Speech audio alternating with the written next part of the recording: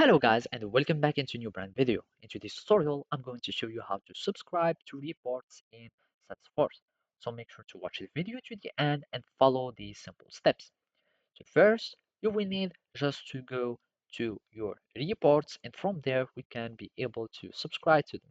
So I'm just going to search for reports. So either we can have our reports here or you can simply go to the app launcher, search for the reports.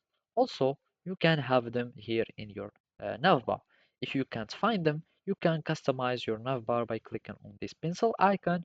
You go and search for reports and basically if it wasn't already added you will find it here. Since I'm already having my report, so I cannot find it and add more items. Now we can go to our reports. So let's just create a new report or you can simply access to anyone, and basically we can simply click on subscribe. And to find the subscribe action, you will need just to go here to the quick actions, and from here we will find subscribe. Basically, now you can add this frequency and all the other informations or configurations.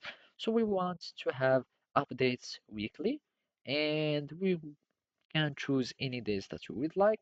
You can choose also the time, and also you can attach some file. So as you can see, the recipient see the same report data as the person running the report.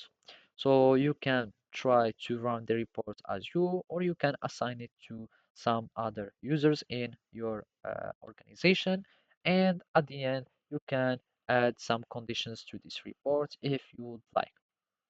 So basically at the end, you will need just to click on save and you will have your subscription that will be added to this report and it will be frequent. So that's it. Thank you for watching and see you next time.